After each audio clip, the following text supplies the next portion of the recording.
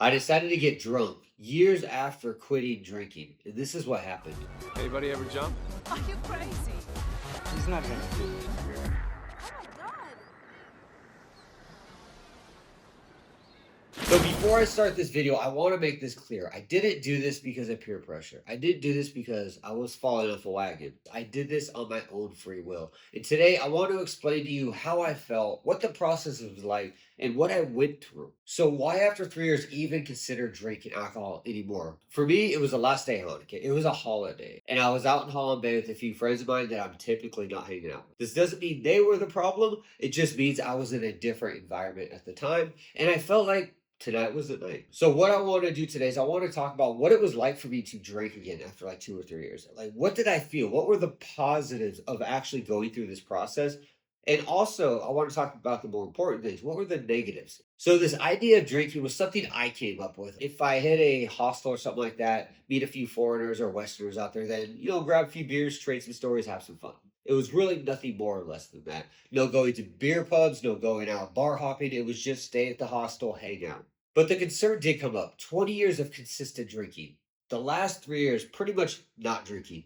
Would I be inviting this vice back and bringing back an addiction that I wanted to get rid of? Or could I actually maintain this and just be a one time thing? I felt like I was in a better spot. Back in the day when I quit drinking, especially in Thailand, if you saw my old videos, I battled with this. I would not drink for a week and I'd be like, "Oh, I'm just gonna have a couple beers this week and I'll be okay." And after a couple Chang beers, I was pretty much back off that wagon for 3, 4 months straight drinking again. I couldn't just have a beer. I couldn't just have a weekend out because that turned into an alcoholic relapse for me where I just got back into the problem. But I was truly confident. And I know this sounds like an excuse, but I felt truly confident that I was in a better place. I am in a better place. My mind is in a better place. So, with that being said, we ended up drinking, having some beers. It was about 7 beers that night, 5% alcohol, do the math or whatever that is. And I spent about $7 or $8 for all of this, which is kind of a benefit of Vietnam if you drink, is everything is so cheap. Now, one thing about when I quit drinking is I started to realize things started to fall into place. Things got into order. Drinking really scatters your brain, it scatters your motivation and your focus. So you're kind of all over the place. And I was in a spot, or I am in a spot in my life where everything seems very focused. But when I started drinking, that went away very fast because I didn't have this immediate feel of like I need to get stuff done or I'm thinking of different plans. Like I started having some crazy cool business ideas and some like YouTube video ideas and some fun adventures or to travel. This type of stuff started rushing through my brain much faster, but I couldn't focus on any of it, which was something I noticed almost immediately. But this led me to a spot where I felt free. Like nothing was really bogging me down. And I'm not saying when I'm sober, I'm really stressed out or bogged down, but I felt like nothing mattered anymore. Like I was just like, I was dead and free flying to heaven, right? And I was more open to talk to strangers. I was more open to just be just open to everything without no fear of consequences, which I feel is one of the biggest drawbacks to alcoholism and drinking is you start without thinking, without planning, without thinking about the results of what your actions can do, you start doing things.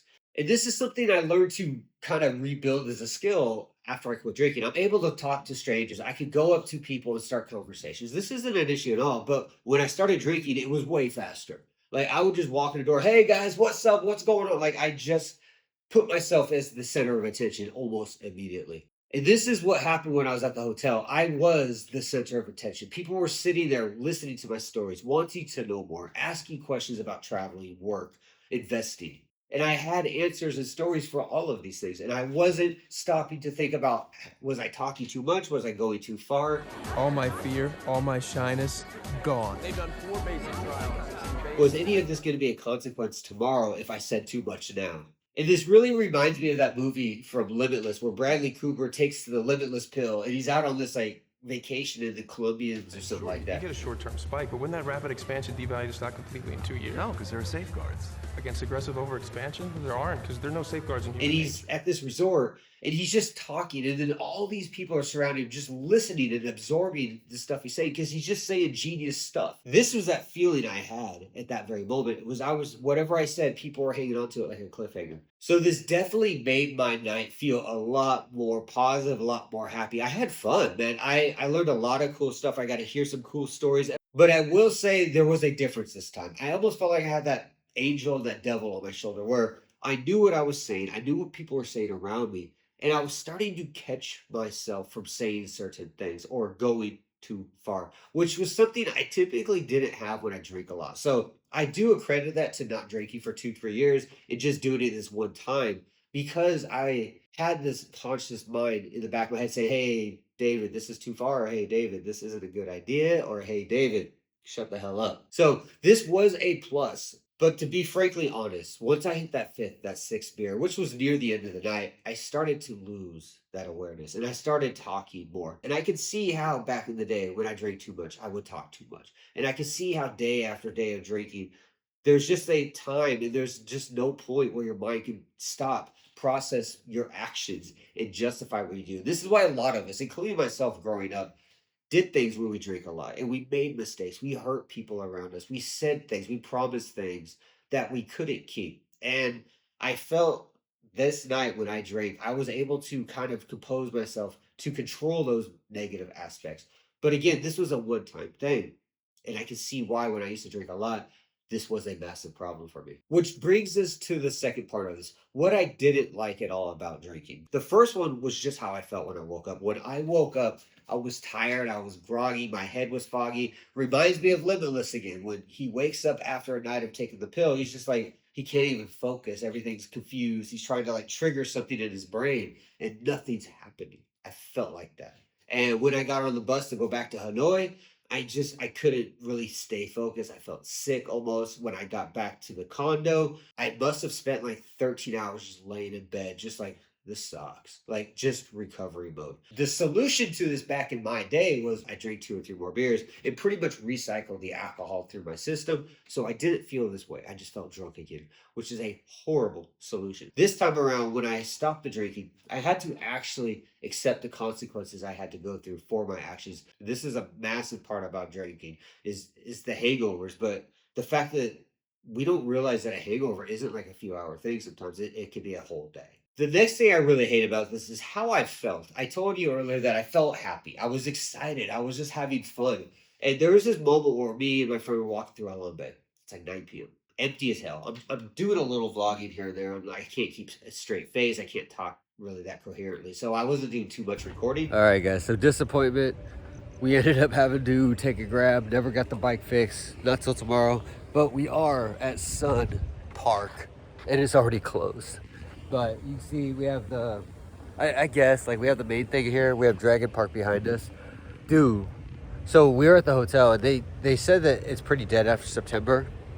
And yeah, there's nobody here at all. I know this video cover like footage is kind of bad for the lighting, but there's nobody here at all. The negative of this is I felt happy. I felt invincible. I felt like everything was perfect. I started having these ideas like, oh, I can't wait to go backpacking again and do this and that. I had these unrealistic ideas without thinking of the consequences. And this is something that worried me because that conscious mind of mine was like, this isn't real, David. Another thing I didn't like about this, and this wasn't so much a problem I did, but back when I used to drink, I used to make big promises. And when I would wake up the next day, I'd have to figure it out. I'd be called out. I'd be accountable for my words and actions. I felt this kind of happening, but I was starting to loosely start making promises that in reality, I don't think I'd keep or I'd want to keep. And I don't want to go to South America with random people I met at a bar in Halong Bay, right? Like I was making these types of weird promises or ideas or thoughts with people that in reality, I would have never kept them anyways. So this was something I really hated about the moment I was intoxicated. The next big one, I think this is where a lot of you guys will relate that have quit drinking, was I lost that streak.